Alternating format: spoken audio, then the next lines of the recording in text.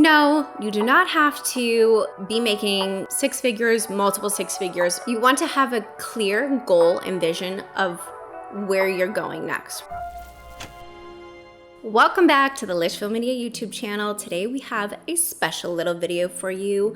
We're talking about all things myths around passive income, particularly 3 myths today that we're going to be covering. And I'm your host, Melissa Litchfield, your go-to person for all things marketing, digital advertising, and funnels for online entrepreneurs, service-based businesses, and product-based businesses. All right, myth number 1, fewer emails equal more conversions. Completely false. It's going to be farther from the truth. I think most of us, especially in the beginning of our businesses, we feel like we are potentially annoying or bugging our subscribers or even our followers, right, on social media if we post too much or if we talk about our offer too much. The same thing pretty much applies to all of the different areas that you're promoting your offers or communicating value to your community, right? Whether that be online or in your email. But I want you to envision that not every single person on your email list is probably reading or opening your emails. Some may be, but I feel like it's a very small percentage. So I don't want you to feel scared or like you're bugging your subscribers, right? Because if they are, for whatever reason, annoyed, they're probably going to unsubscribe, and that is completely okay. But the more communication you have, especially during like an actual promotion, sale, or a launch, more emails equal more conversions. I mean, there is too much of a good thing, right? So you can potentially over communicate around your offer and you could potentially bug people, but I feel like if you are potentially emailing your subscribers 5 times a day about a particular offer for over the course of a week, yes, that's when people will probably have offer fatigue. But for the most part, from what people envision of what constitutes as bugging, it's usually not the case. So I don't want you to feel scared to email your list. I want you to email them very frequently and often. Myth number 2, my funnel isn't converting, so I'm just gonna scrap the whole thing because it sucks. If this probably has gone through your mind at some point because you weren't seeing any conversions, either little to no conversions at all, I want you to envision this. You're probably not getting enough traffic to the page, or you're probably not actually tracking specific metrics that are happening within your funnel. And that's completely okay. But I want you to realize that 1, you're not a failure. 2, your offer doesn't suck.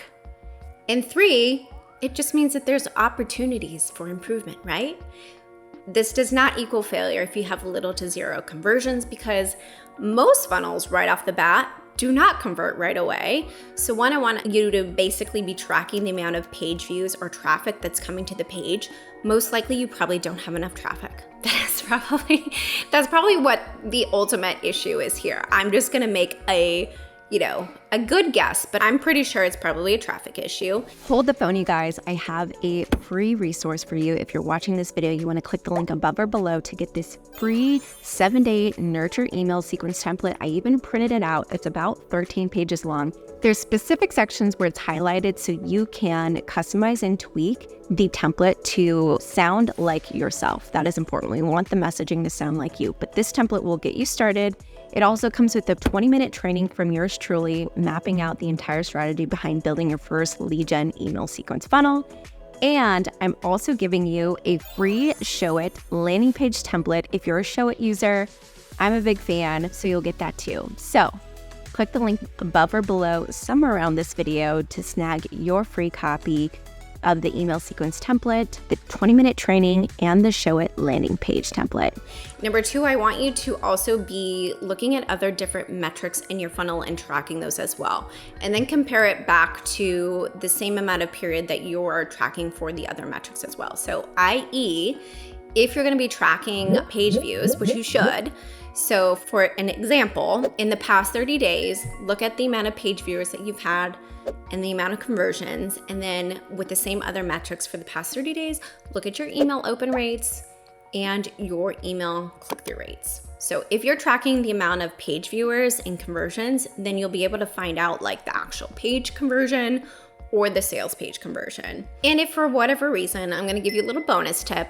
If you still cannot figure out why you're not getting any conversions, so say your email open rates are really high, your click-through rates are really high, but you're not seeing any conversions from the actual page, you may have like a behavior issue.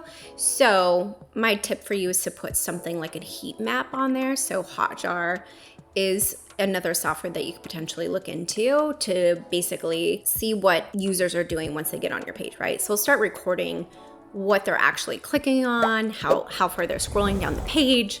That will give you a lot more insight as to what people are doing on the page if you're seeing little to no conversions. Myth number 3, I need to be making 7 figures before I can even consider running ads. False. This is so far from the truth, but what I want to make it super clear is that you do need to have some sort of results, right? Before running ads. Ideally, you need to have like a proven product or service in order to even consider ads. And basically, like if you're hiring somebody to run these ads for you, you want them to be profitable, right? In order for them to be profitable, you need to make sure that you've had a solidified offer or service already, meaning it has basically achieved results. Like other people have seen results, essentially. So one, that's really, really important. That doesn't mean you need to be making, even 6 figures in your business to even consider running ads. But you do need to have some sort of budget, right? One, if you do not have the budget to hire a dedicated ads manager to run the ads for you, then you should consider investing in a course or investing time, right? Because it's gonna take one of those two things, time or money, to figure out how to DIY the ads yourself. And then the second thing you need to consider is the amount of ad spend. So if you don't know the answers to that, then you probably should not be running ads. I'm just gonna be 100% honest, but I'll give you an example of basically my own business. What I did in the very beginning, I did run ads to my business. I was not making 6 figures yet. In 2019, I think this was in July, I ran a basic lead gen ad campaign for like 2 weeks and I spent $1,000 to grow my list.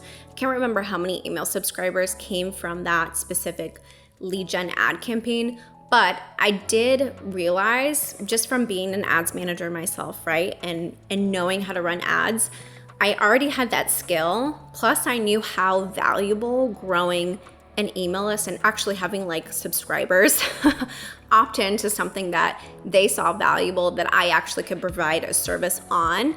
I knew how valuable that was to my business. So I decided to invest in, yes, $1,000, and I grew my email list with a simple lead gen campaign. So no, you do not have to be making, 6 figures, multiple 6 figures, or even 7 figures to start running ads. You can start a lot smaller. So if you're like kind of freaked out and scared, or you think you need like thousands of dollars to invest in ads, I say start small. Start with a simple lead gen ad campaign, right? Do not boost any posts yet. You want to have a clear goal and vision of where you're going next, right? Do you need leads, or do you need actual purchases to happen first? If you're not making any money or revenue in your business yet, you're probably a little bit too early in this stage of your business to start running ads. All right, that wraps up our video today. We covered 3 myths around digital passive income. I hope you enjoyed this video. Stay tuned for the next one. Bye.